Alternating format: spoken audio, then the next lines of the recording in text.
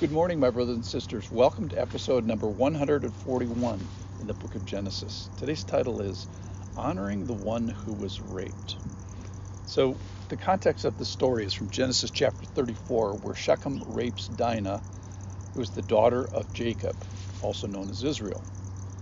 And of note, the crazy thing about the story is lots of crazy things, but after the rape, he wants to marry her.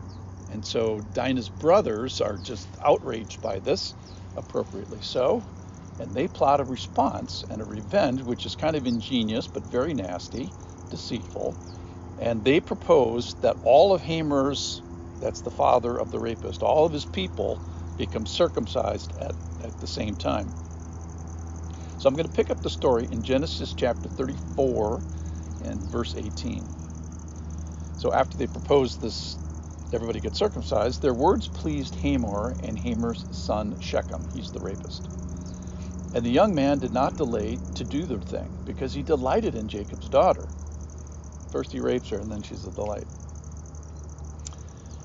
Now he was the most honored in all his father's household, which is crazy because he's the rapist.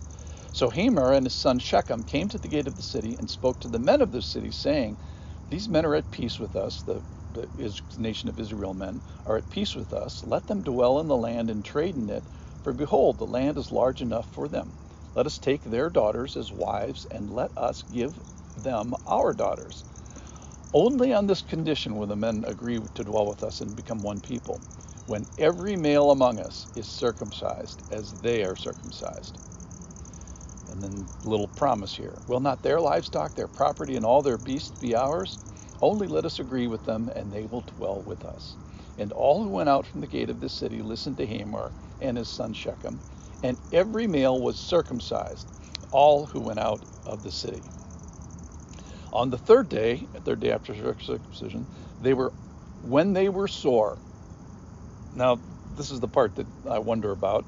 This is not in the Bible, but I wonder about infections. So, they had one sharp knife, probably, or the sharpest knife in the city was used for this, and I imagine they just went from guy to guy, and because most wounds feel better after 3 days unless they're infected. So my opinion and wondering is, I wonder if the reason these guys were sore is because they were all infected, because they used the same dull knife on the 40 guys before you.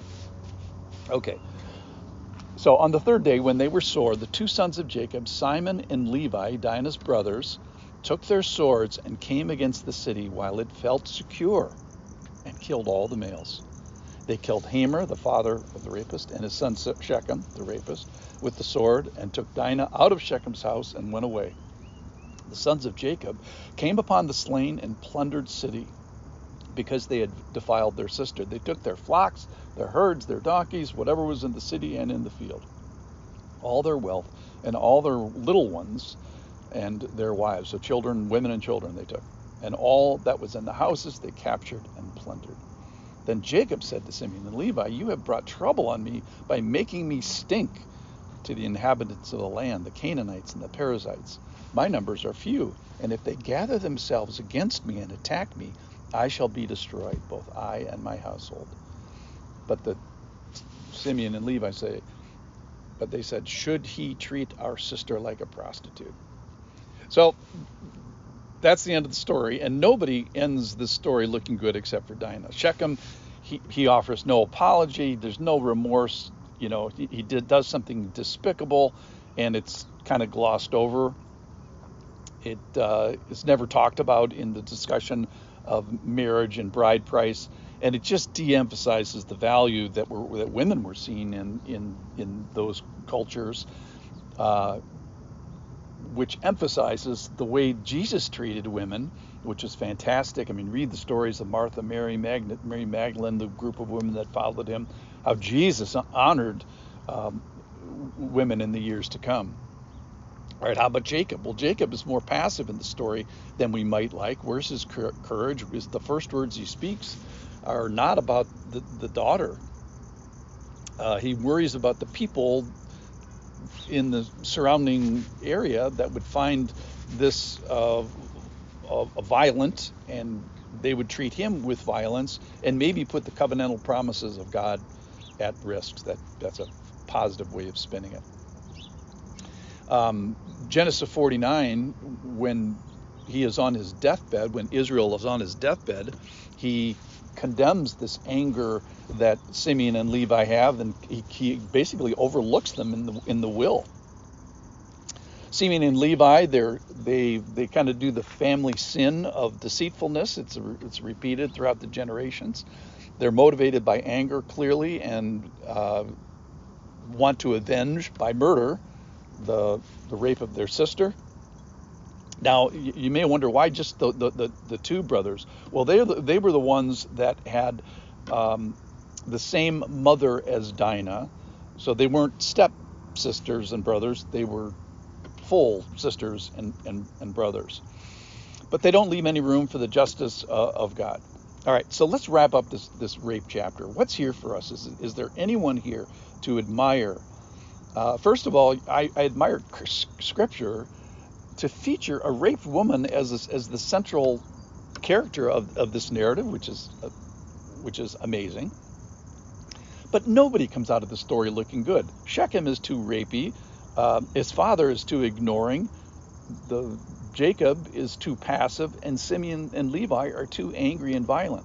So ironically, the only person in this chapter who is sinless, in my opinion, is the person that's raped. It's Dinah, not Diana. So it's a grievous story. It grieves me to hear about it way back then, and it grieves me today. Why is that? Well, especially because I know that sex and its application is grossly misused today. And it is still a tool or a territory that people use to harm each other. So I grieve with you the likely misuse of your sexual gift, the one that you had primary agency over. And I also grieve with you the possible abuse or assault or crime that may have been foisted upon you, like was in the story here, in what you did not have agency over. So I leave you primarily in Genesis chapter 4, leave you with grief, except for honoring the only one unscathed by sin, who is the person that was raped, which is Dinah. Thanks for listening.